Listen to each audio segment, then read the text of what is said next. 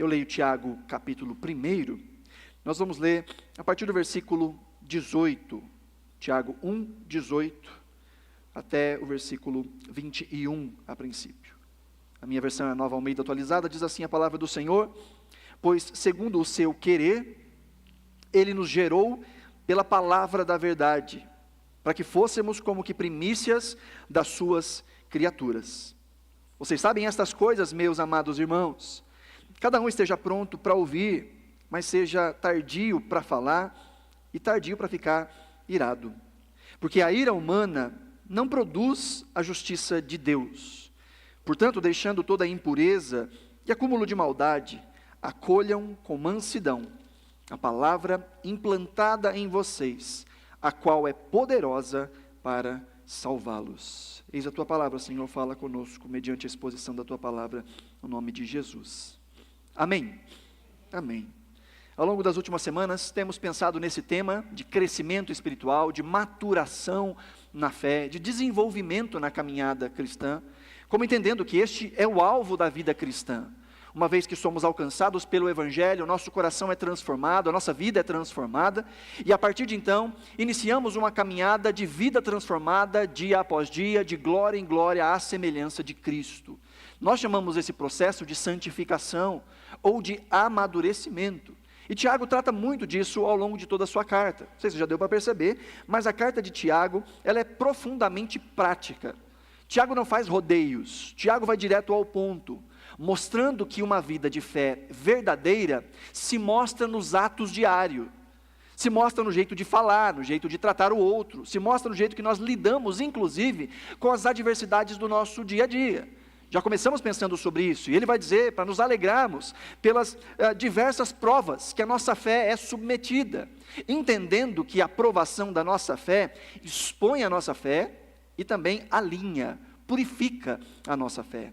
Mostra em nós as nossas fortalezas, mas mostra também as áreas que precisam ser desenvolvidas. Depois Tiago vai dizer que em meio a essas dificuldades que enfrentamos com o propósito de elevar a nossa fé, existe também o perigo de cairmos em tentações, de ao olharmos para as circunstâncias, ao invés de aprendermos com elas e crescermos com elas, nós encontrarmos o caminho da amargura, da murmuração, e encontrar algum tipo de ação que seja danosa à nossa fé.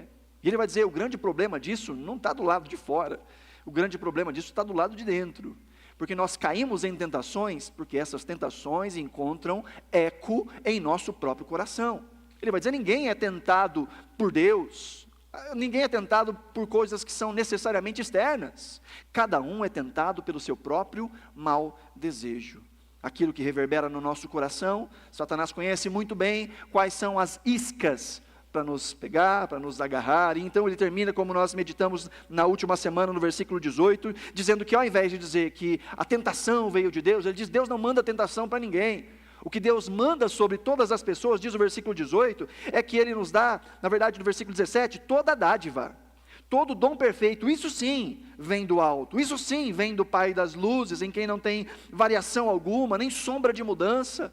Não, Deus não envia coisas para nos destruir, Deus envia dádivas sobre nós, Deus envia fôlego, Deus envia comida espiritual, material, comida para as nossas emoções, sustento, provisão. Deus é esse Deus de toda bondade, de toda misericórdia, e inclusive em meio às adversidades, Deus envia para nós a capacidade de superarmos essas adversidades, a fim de que conheçamos mais a Deus, e que conheçamos também mais o nosso próprio coração. Então no verso 18, ele vai dizer que nós fomos gerados pela palavra, o texto que nós lemos nessa noite, segundo o querer do Senhor, Ele nos gerou pela palavra da verdade. Deus é tão bondoso que Ele envia para nós dádivas, e a principal dessas dádivas, a manifestação dessas dádivas, é a própria palavra que nos salvou. E por palavra, lembre-se, Cristo é o Verbo encarnado, Cristo é a palavra de Deus encarnada, que tomou o nosso lugar, que morreu a nossa morte. Todo aquele que crê em Jesus, este tem acesso à vida eterna pelos méritos de Cristo Jesus. E nós tomamos consciência a respeito dessa verdade por meio da exposição do Evangelho, da pregação do Evangelho. Seja numa comunidade de fé, seja alguém que tenha compartilhado a palavra de Deus conosco em algum momento. Então essa palavra veio ao nosso coração, o nosso coração foi quebrantado. Nós vimos o nosso pecado e nós recebemos Cristo e entendemos Cristo como Senhor e Salvador das nossas vidas. Então nós fomos gerados pela palavra. E a partir de então, essa palavra produz em nós mais salvação. O ser gerado novamente, ou a regeneração, o nascer de novo. Tem gente que pensa que esse é o fim da caminhada cristã. Muito pelo contrário. Esse é o início da caminhada cristã. Uma vez que a palavra trouxe a nós a verdade do Evangelho e nascemos de novo, é por meio desta mesma palavra que nós crescemos em fé, crescemos na graça, crescemos na salvação. A Bíblia usa esse termo, salvação, se referindo a momentos distintos da nossa vida cristã. Quando fala do passado, aponta para a regeneração, aponta para a justiça. Nós já fomos salvos. Em Cristo, a culpa pelo nosso pecado foi paga de uma vez por todas. Nós já fomos salvos. Mas a Bíblia diz que nós estamos sendo salvos. Estamos sendo salvos progressivamente de nós mesmos, da nossa antiga forma de pensar, da nossa forma de agir, do velho homem, da carne, dos desejos de outrora. É interessante que tem uma frase de Lutero, que ele diz assim: eu achei que eu tinha afogado o velho homem nas águas do batismo. Mal sabia eu que o miserável sabia nadar. Às vezes, vez ou outra, a velha natureza tenta se impor. Mas é por meio da palavra, conhecendo a palavra, caminhando na palavra, irrigados pelo Espírito Santo, que vamos vencendo estes efeitos remanescentes da morte que ainda existe nos nossos membros. O texto que nós lemos na semana passada vai dizer que uma vez que o pecado é consumado, ele gera morte. E nós pensamos um pouco que essa morte não fala apenas do cessar biológico, mas de todos os efeitos danosos da morte no nosso dia a dia. A morte nos relacionamentos, a morte da estabilidade emocional, a morte sim, física, essa degradação contínua da nossa biologia, a morte do nosso relacionamento com Deus. O pecado faz tudo isso. Nos afasta de Deus, nos afasta dos outros, nos afasta de nós mesmos. Quantas pessoas estão perdidas na sua identidade, não sabem o que são. É uma moda aí agora, de uns tal de, vocês já ouviram falar, de Therian. Eu vou falar de Therian. Seres humanos que se identificam com animais. Se você achava que não podia ficar pior, pode ficar pior. Eu me identifico com uma raposa. Eu me identifico como um cachorro, e estão andando de quatro aí pela rua, com alguém segurando na coleira, e não é fetiche não, é só maluquice mesmo. Tem gente muito doida por aí, e quanto mais nós nos afastamos do Deus que organiza o caos por meio da sua palavra, nós vamos nos bestializando. O pecado nos mata, mas Deus promove vida. Ele nos regenerou, Ele nos deu vida por meio da sua palavra. Então, a partir de agora, há uma postura esperada de nós diante da palavra. Essa palavra que nos regenerou, que tem o poder de nos transformar dia após dia, cobra de nós uma postura. E a primeira postura que nós vemos aqui no versículo 19, é que nós devemos ouvir. Verso 19 diz: vocês sabem estas coisas, meus amados irmãos. E veja, Tiago está chamando a igreja. Tiago está falando com irmãos. Tiago está falando com crentes. Ele diz: vocês sabem, meus amados irmãos, dessas coisas. Cada um esteja pronto para ouvir, mas seja tardio para falar e tardio para ficar irado. Nós sabemos das aplicações sociais e culturais dessa palavra, mas lembre-se, o contexto está falando de ouvir também, e principalmente, a palavra de Deus, ouvir a voz de Deus. A ideia aqui de rapidez, a ideia aqui não é só de prontidão, a prontidão talvez seja uma boa tradução para nós, mas a tradução literal seria rápido. É engraçado que a palavra aqui no original, a palavra grega, é a palavra táxis, de onde vem a ideia de táxi, sabe? Hoje a gente não usa mais táxi, né? Usa Uber, 99, né? Mas houve um tempo que só tinha táxi. A pessoa queria ir para um lugar, ponto A, ponto B, rapidinho, ela chamava um táxi. O táxi tinha que estar disponível, rápido. Isso mostra presteza. A ideia do táxi vem exatamente dessa palavra, rápido, seja rápido. O texto vai dizer que nós devemos ser tardios ou lentos para falar. E falar mais devagar a gente até entende, né? Fala mais devagar que você está falando muito rápido. Legal, isso a gente entende. Agora, como é que a gente ouve mais rápido? Então, a ideia é de fato, prontidão, desejo, intenção, disposição principalmente. É isso que a NAA vai traduzir como prontidão. Esteja pronto para ouvir, desejoso de ouvir, principalmente desejoso de ouvir a Deus. Sabe que o tolo, ele sempre tem respostas, ele está sempre falando, mas o sábio é esse que se atenta primeiro para ouvir. E nós somos chamados a ouvir a palavra de Deus, a ouvir o que Deus diz a respeito da vida, a respeito dos relacionamentos, a respeito de nós como um todo. Se nós aplicarmos isso aos relacionamentos, obviamente, aprendemos a ouvir uns aos outros, os pais aprenderem a ouvir os filhos aprenderem a ouvir os pais. Chega uma época da nossa vida que a gente só quer dar resposta, seja pai, seja filho. Não, não quero que, não, quieto, só ouve. E nós precisamos ouvir. O esposo, ouvir a esposa. A esposa, ouvir o esposo. Mas ouvir mesmo, não é escutar, né? Na nossa língua a gente acaba usando esses dois termos de maneira intercambiável, escutar e ouvir, mas são duas coisas diferentes, né? Escutar, a gente escuta muita coisa. Você escutou um monte de coisa, da sua casa até aqui. Quantidade de barulho de carro, gente conversando, ao longo do dia, você escutou muita coisa. Mas agora, ouvir é diferente. Ouvir fala de prestar atenção, fala de guardar no coração. Você pode ter ouvido barulho de vários carros, mas se o seu carro faz um barulhinho diferente, você ouve. Opa, tem uma coisa errada. Às vezes a esposa não ouve, né? Assim, que não, tudo normal. Não, esse barulho não é assim não, né? Ou às vezes o contrário, às vezes a mulher que ouve, o marido não. Ouve, é diferente de só escutar. E nós somos chamados a ouvir. Nos relacionamentos nós somos chamados a ouvir. Nessa ânsia deste mundo de sempre ter uma resposta, sempre ter a resposta na ponta da língua. Às vezes mal esperamos o outro terminar de falar. Nós não estamos ouvindo, estamos esperando a nossa hora de falar. E há diferença entre ouvir e esperar a hora de falar. Ouvir fala de estar presente. Ouvir fala de não só ouvir com os ouvidos, mas de ouvir com os olhos, de ouvir com o coração, de fato se importar com o que o outro está dizendo. Alguns tentam chamar isso de empatia, mas isso é só ser humano mesmo, ou melhor, deveria ser humano. E no mundo como o nosso, em que está todo mundo falando sobre tudo, os filhos e as filhas de Deus deveriam ser esses que são os primeiros a ouvir. Ouvir com os ouvidos do outro, ouvir com o mundo do outro. Às vezes a gente não consegue ouvir porque a gente tenta ouvir a partir dos nossos referenciais. A gente não consegue traduzir o que o outro está falando. E esse sim é um exercício muito difícil.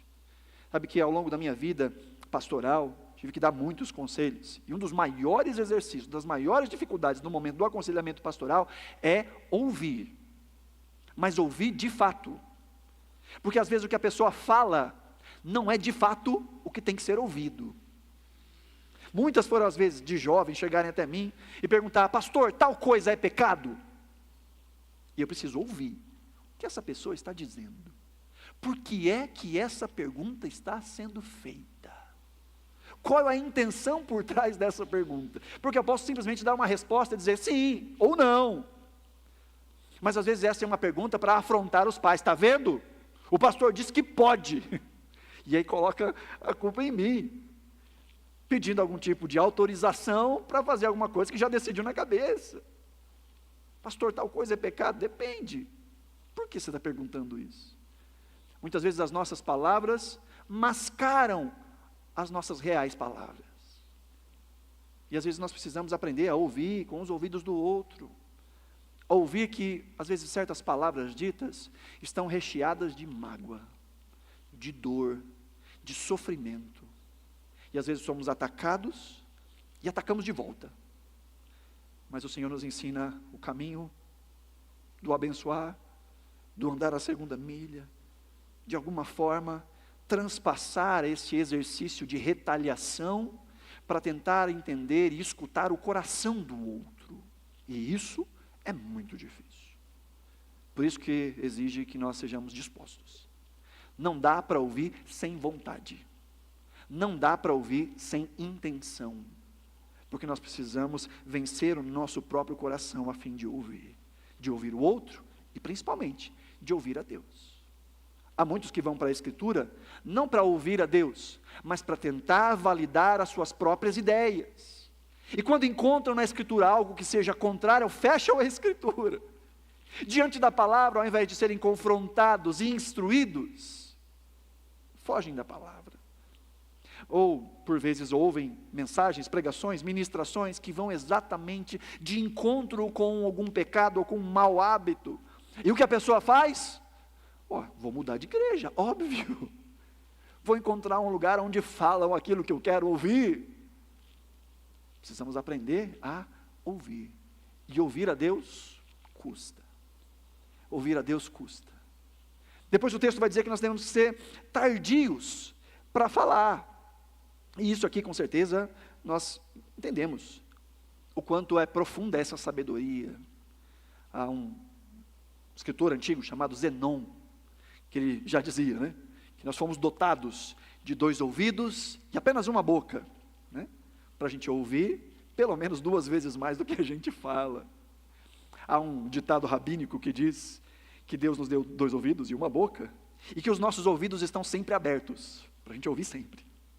Enquanto que a nossa língua está aprisionada atrás de 2 muralhas de dentes, para a gente aprender que precisa esperar a hora de falar. O autor de Provérbios, Salomão, alguns vão dizer que Tiago é o Salomão do Novo Testamento, e que a carta de Tiago é o Provérbios do Novo Testamento. E Salomão fala muito sobre esse controle das nossas palavras. Provérbios capítulo 10, versículo 19, Salomão diz o seguinte: quem fala demais acaba caindo em transgressão, mas quem controla a língua é sábio. Provérbios 13, 3, Salomão diz: quem vigia as suas palavras conserva a sua vida, mas o que fala demais arruína a si mesmo.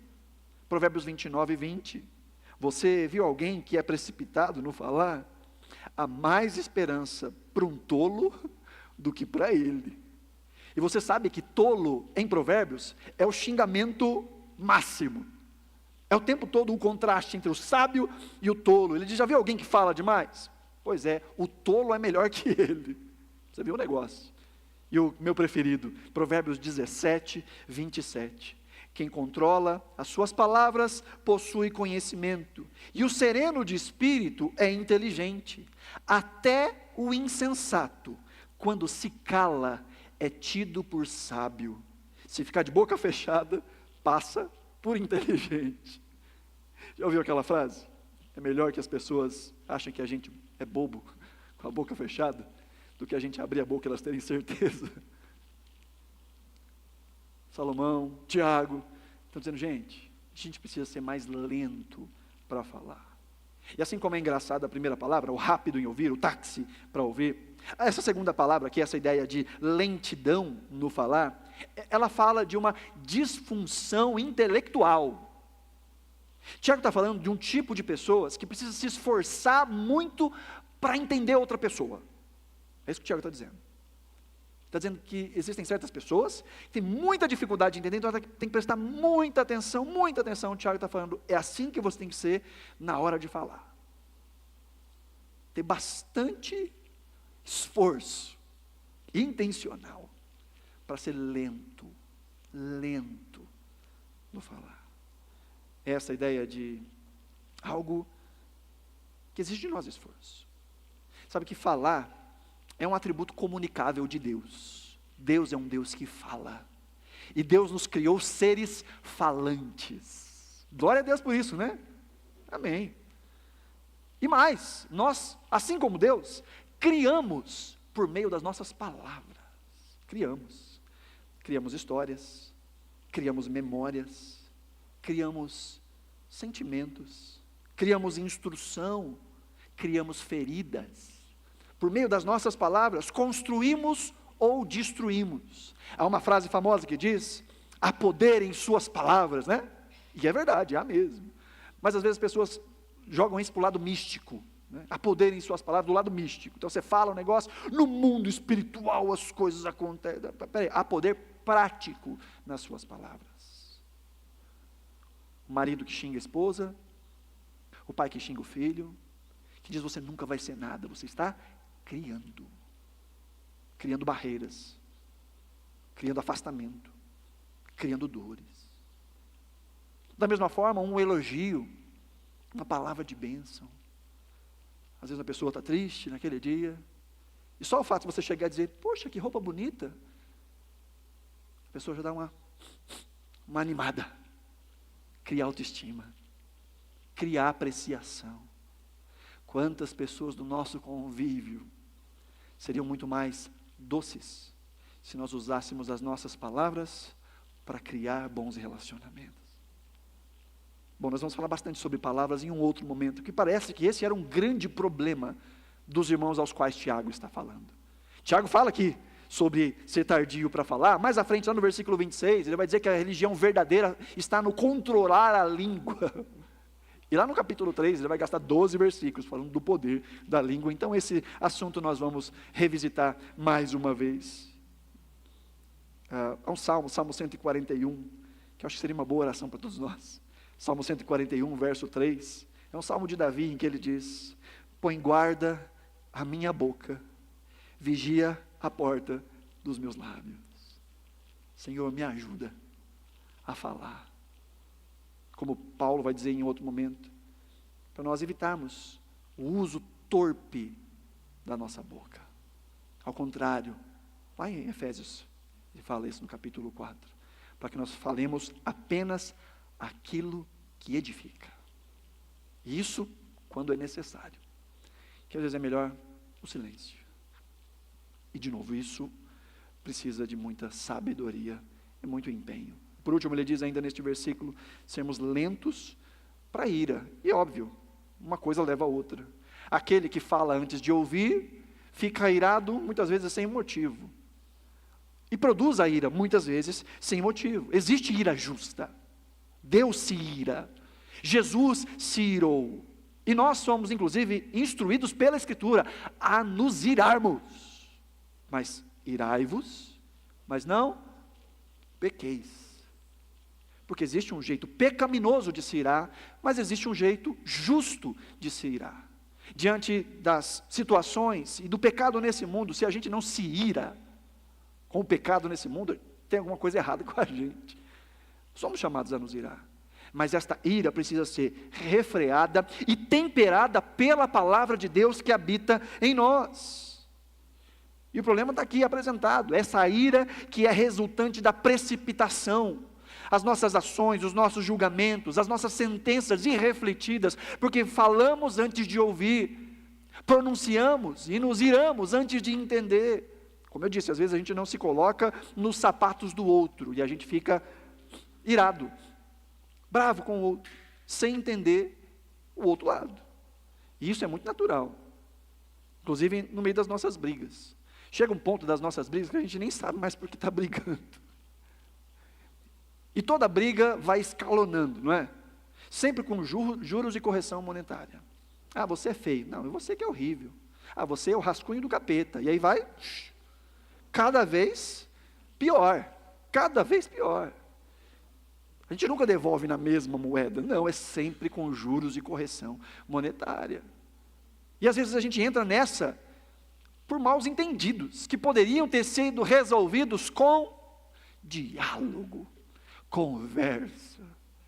Por isso Tiago diz, antes de você ficar vermelho de ódio, de ira, dá um tempo, seja tardio para se irar, seja tardio para responder, respira fundo e ouve, mas ouve de verdade. Ele vai dizer no verso 20, porque a ira humana não produz a justiça de Deus. Aqui está o problema.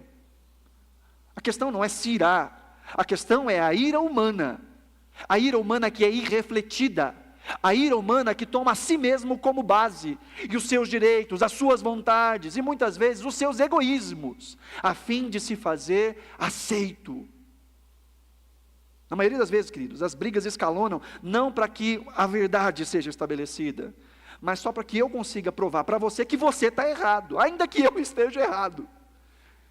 A briga começa a escalonar, para ver quem é que está mais certo, ou quem consegue convencer o outro que o outro está errado. Tiago vai dizer, isso não resolve nada. E às vezes a gente acha que a nossa ira vai resolver o mundo, que as nossas tuitadas vão resolver o mundo, que os nossos posts vão resolver o mundo, que o nosso gritar muito. Já viu gente que fala assim, não, eu estou muito bravo, hoje eu vou xingar muito no Twitter.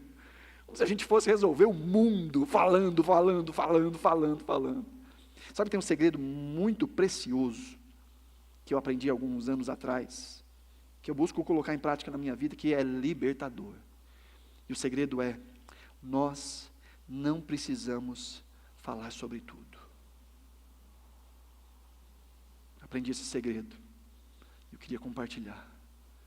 Nós não precisamos dar opinião sobre tudo. E se a gente entender isso, o nosso coração vai encontrar um descanso muito grande. Os nossos relacionamentos vão ser muito mais equilibrados. Há certas coisas que a gente guarda para a gente. Há certas coisas que a gente joga na cruz, a gente confessa para Deus, a gente fala para Deus. E se a gente aprendesse que nem tudo precisa ser dito, nosso relacionamento com Deus e com os outros, com certeza seria muito melhor. Então, em primeiro lugar, o que nós precisamos aprender é ouvir. E ouvir a palavra, ouvir a Deus, entender aquilo que o Senhor nos expõe. Não só ouvir, mas diz o verso 21, portanto, deixando toda a impureza e o acúmulo de maldade, acolham com mansidão a palavra implantada em vocês, a qual é poderosa para salvá-los. Em primeiro lugar, a gente ouve. Em segundo lugar, a gente recebe. A gente acolhe. A gente abraça. A gente torna parte de nós. É engraçado que aqui ele está dizendo para nós deixarmos de lado toda a impureza. E a palavra usada para impureza aqui é a mesma palavra que era usada para cera de ouvido. Ele está dizendo, limpa o ouvido. Tira toda a impureza, interna e externa. Tira a impureza, tira a maldade, tira um coração torpe, tira um coração que é saturado e inclinado a todo tipo de disposição errada, preconceitos sobre a palavra, ou achar que já está certo. Ele diz, tira tudo isso e vai desarmado. A Bíblia nos fala de que Ana não podia ter filho, e ela começa a orar ao Senhor, e clama ao Senhor que dê a ela um filho. Ela vai até o templo, ela ora de maneira assim tão intensa, que o sacerdote vê ela ali orando, e acha que ela está bêbada. Você já é hora, sai desse vinho, mulher, uma hora dessa, já está na cachaça. E ela fala, não, Senhor, é que eu sou uma mulher de espírito atribulado. E ele diz, que o Senhor conceda aquilo que você tem orado. E aquela mulher que queria ter um filho, engravida, e ela tem um filho chamado Samuel. Isso aí, Samuel. Samuel então é trazido para ser criado no templo, de acordo com a promessa que Ana havia feito. E Samuel vai crescendo ali dentro do templo, e uma noite ele acorda com uma voz que dizia, Samuel, Samuel. Então vai até o sacerdote e diz, o Senhor me chamou? E o sacerdote diz, não, o menino, volta a dormir, volta para a sua cama. Fui eu, não te chamei não. E ele ouve de novo, Samuel, Samuel. Ele levanta de novo. Eu estou dando uma ampliada na história, na minha versão, tá? Levanta de novo, põe a mantinha no pescoço, vai lá devagarzinho, pé. O Senhor me chamou? Ele diz, não te chamei não, vai dormir, rapaz. Terceira vez ele volta, o Senhor me chamou, diz, faz o seguinte, se você ouvir alguém te chamar de novo, você diz assim, fala, Senhor, que o teu servo ouve. Samuel se tornou o maior dos profetas. Samuel foi esse que ungiu o rei Davi. Samuel. Sabe que essa devia ser a nossa oração. De dizer, Senhor, fala que o teu servo ouve. Quando nós nos congregamos como povo de Deus, quando nós vamos ouvir a exposição da palavra de Deus, quando vamos cantar louvores, o nosso coração tem que ter essa postura, Senhor, fala, porque eu quero te ouvir. Eu quero acolher a tua palavra, eu quero abraçar a tua palavra, eu desejo a tua palavra, eu quero que essa palavra, Senhor, penetre o mais profundo do meu coração. E é interessante que o texto vai dizer que nós devemos acolher essa palavra com uma postura de humildade. Ele fala, acolha com mansidão, e mansidão não é fraqueza. Jesus diz, eu sou manso e humilde de coração. Mansidão não é fraqueza, mansidão é força sob controle. Sabe quando tem um cachorro bravo, tá lá, grandão assim, aí você chega e vai abrir o portão, morrendo de medo, e a pessoa fala assim, não, fica tranquilo, ele é manso. Mas tem uns que são mansos, um negócio daquele tamanho pode te destruir. Eu vim do interior, e lá eles falavam de cavalo chucro. Já ouviu falar de um cavalo chucro? Um cavalo bravo, que dá ali coice, morde. É um cavalo que é chucro. Mas tem outro que é manso, que é tratado. O manso é aquele que foi amansado. E o que Tiago está dizendo é que nós devemos ter esse espírito amansado. Essa disposição que foi amansada pela palavra. É esse sentimento de humildade, de entender que na boca do Senhor existe palavra de vida para nós, de entender que nós não temos todas as respostas, que nós não sabemos todas as coisas, por isso precisamos ouvir. Ele diz então, acolha com mansidão essa palavra que está implantada no coração de vocês. Então ele vai dizer, a qual é poderosa para salvá-los. Ele está falando de salvação. E veja, no versículo 18 ele diz que é por meio dessa palavra que nós somos gerados, somos feitos filhos. E essa palavra que salva, salva. Essa palavra que nos salvou, ele está dizendo, ela vai salvar. Salvar nessa continuidade da vida, na reversão dos efeitos da morte. Salva a nossa mente, salva o nosso coração, salva os nossos relacionamentos, salva as nossas finanças, salva o nosso emprego, salva o relacionamento com os nossos filhos. Essa palavra, quando implantada no nosso coração e praticada, nos salva de nós mesmos, nos salva dos ataques do diabo, nos salva da mentalidade desse mundo, nos salva. A palavra que nos salvou continua a nos salvar, desde que coloquemos ela no nosso coração. Ela tem poder para salvar. Agora, a grande questão não é a palavra, a questão é o coração. A questão não é a semente, a questão é o solo.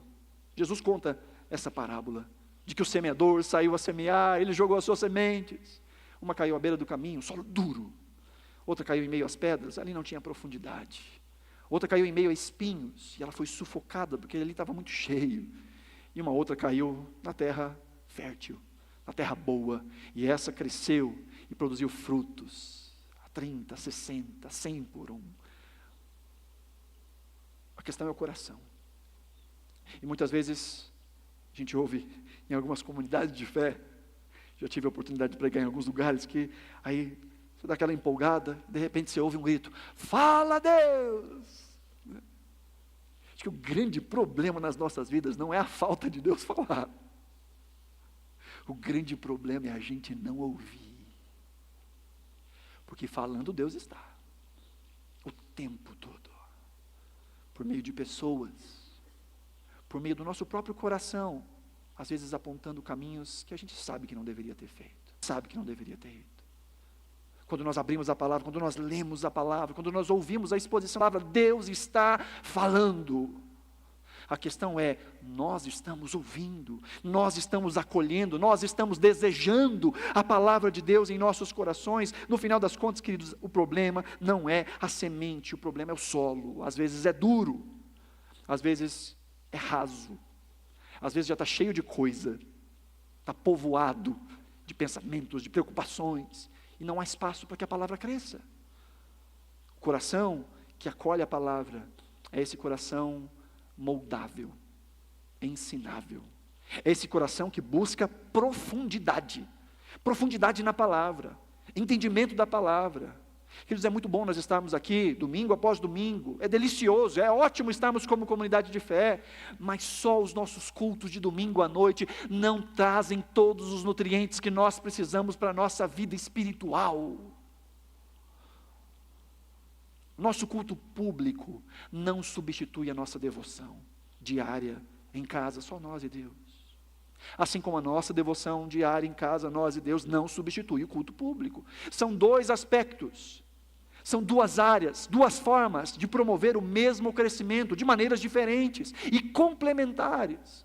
Nós estamos estudando aqui às quintas-feiras, começamos nessa quinta-feira, pensando em como estudar a Bíblia sozinhos. Algo que é fundamental para a nossa caminhada de fé. Se você não pode estar aqui nas quintas, passa lá no meu canal, tem lá o estudo dessa última semana. Essa semana nós vamos pensar um pouco mais de aprofundamento, de como extrairmos do nosso estudo, do nosso tempo pessoal, mais conhecimento da parte de Deus, para que isso se torne vida em nós. Que nós possamos acolher a palavra de Deus.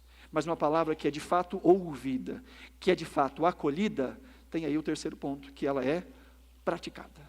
Verso 22 diz: sejam praticantes da palavra e não somente ouvintes, enganando a vocês mesmos. Nós podemos só ouvir ou só escutar, mas quem ouve de fato vive. Quem ouve de fato busca colocar em prática. E a primeira coisa que a palavra produz em nós quando estamos desejosos de colocá-la em nosso coração, de abraçá-la, de acolhê-la e de praticá-la, a primeira coisa é expor quem a gente é. Olha o que diz aí o versículo 23. Porque se alguém é ouvinte da palavra e não praticante, assemelha-se àquele que contempla o seu rosto natural num espelho, depois de contemplar a si mesmo, se retira e logo se esquece como era a sua aparência. Tiago está falando de um tipo de fé enganosa. A fé enganosa de que acha que por ouvir a palavra, por estar em um contexto religioso, por ler a Bíblia, por ouvir pregações, a pessoa acha que a fé dela é real. Tiago diz, olha, você pode simplesmente estar se enganando. É o que diz o verso 22. Sejam praticantes e não somente ouvintes. Porque quem é ouvinte, ele diz, está enganando a si mesmo. Quem ouve e não pratica, ele vai dizer, é como alguém que olha no espelho, se vê, mas ao virar as costas, esquece do que viu. E sabe que olhar para o espelho não transforma. Olhar para o espelho não transforma. Olhar para o espelho mostra o que precisa ser transformado, não é assim? Se acorda pela manhã, vai para o banheiro, dá uma olhada no espelho. Eu não tenho muito cabelo, não sei se você já percebeu isso, não tenho muito cabelo. Mas o pouco que tem, quando eu acordo, ele está assim, parecendo o galinho Chicken Little, lembra do Chicken Little? Então olha para o espelho, zóio cheio de remela, como diria. Você olha, mudou alguma coisa? Não. Aí você sai de costas, não mexeu em nada, não alterou nada naquele belo visual, e vai, se esquece que está com o cabelo todo bagunçado, se esquece que está todo remeloso, se esquece. Mas aquele que olha e pratica é aquele que identifica o que precisa ser alterado. Precisamos olhar, precisamos encontrar, porque quem olha para a palavra com o desejo de acolhê-la e praticá-la, primeiramente conhece a si mesmo, e a gente precisa disso, a gente precisa de ajuda. Muitas vezes Deus usa pessoas para apontar para nós as coisas que precisam ser alteradas na nossa vida. Não sei se já contei essa história aqui, de uma vez que eu estava pregando, e a minha esposa, às vezes ela não é muito discreta, e naquele dia ela estava com um tamanco assim, dessa altura, e eu estou pregando, de repente minha esposa vem bem devagarzinho lá da frente, passa no meio do corredor, potoque, é o barulho do salto, tá? Toque. Ela me dá um papelzinho, pego o papelzinho, e fico com raiva. Poxa, podia ter me dado o pedido de oração para depois. Aí ela vai, potoque, até o fundo de novo. E eu estou aqui pregando e ela faz, tipo, leia, né? Aí eu peguei o papelzinho e está escrito, a sua barguilha está aberta. Então ela me salvou naquele dia. E eu nunca ia ver. Porque tem coisas que só os outros veem. Tem pontos cegos nossos, que só o outro consegue dizer, olha, eu acho que isso aqui precisa ser diferente. E sabe que a palavra tem o poder de fazer exatamente isso conosco. De colocar a nossa vida no raio-x. De apontar as nossas debilidades, os nossos pontos cegos. E aquele que tem o desejo de ouvir, não de lutar com a palavra, não de dizer, isso aí não, isso aqui eu pego, não, isso aqui eu não quero, isso aqui eu não concordo. Aquele que quer ficar debatendo com a palavra o tempo todo, mas não ouvir a palavra, perde muito.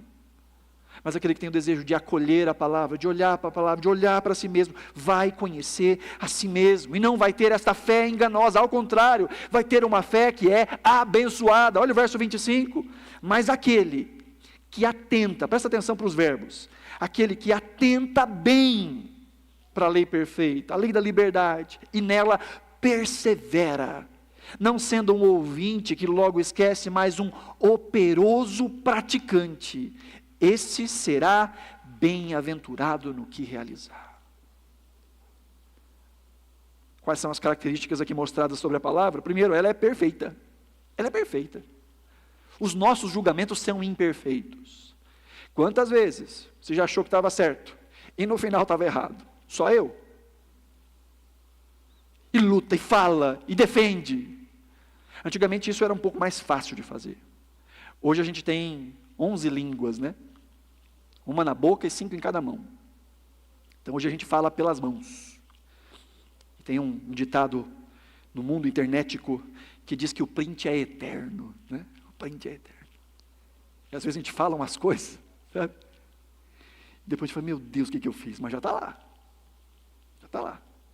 Há 3 coisas que não voltam, diria o sábio: a flecha lançada, a oportunidade perdida e a palavra dita. Eu colocaria 4. E o tweet lançado. Ou a instagramada lançada. Ou a mensagem no grupo do Zap da família lançada. Não volta. Foi dito. Foi lançado. E quando nós entendemos que precisamos nos atentar para a lei que liberta, para a lei que expõe, nos liberta de nós, nos liberta dos nossos erros, nos liberta das nossas más concepções. A lei de Deus é essa que promove liberdade, ela é perfeita, o nosso julgamento é imperfeito, e essa lei é perfeita. A palavra de Deus é vida, a palavra de Deus é luz.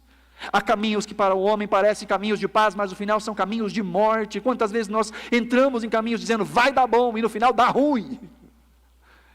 Então isso devia mostrar para a gente que a gente não pode confiar muito na gente mesmo. Submete todas as coisas à palavra. Submete todas as coisas ao crivo de Deus. Pede ajuda, pede conselho, pede oração. Pede. Porque a palavra do Senhor, ela sim, é perfeita e liberta. Então, qual é a nossa postura? Nos atentar, perseverar e praticar. E aí ele vai encerrar no versículo 26 e 27, dizendo, se alguém supõe ser religioso, mas não refreia a sua língua, está enganando a si mesmo. E a sua religião é vã. A religião pura e sem mácula para com o nosso Deus e Pai é esta: visitar os órfãos e as viúvas nas suas aflições e guardar-se incontaminado do mundo. Tiago diz que a fé na prática, a fé de quem ouve, é uma fé que nos faz ter palavras que edificam, ações que são generosas e um caminhar que é prudente e santo. Quanto mais conhecemos a palavra, mais sabemos a hora de falar. Quanto mais conhecemos a palavra, mais sabemos que a vida com Deus nos coloca em direção à dor alheia. Nos coloca como respondedores de dores. Como gente que tenta, naquilo que consegue, dentro da sua capacidade, amenizar o máximo possível de dor e sofrimento que está ao seu redor.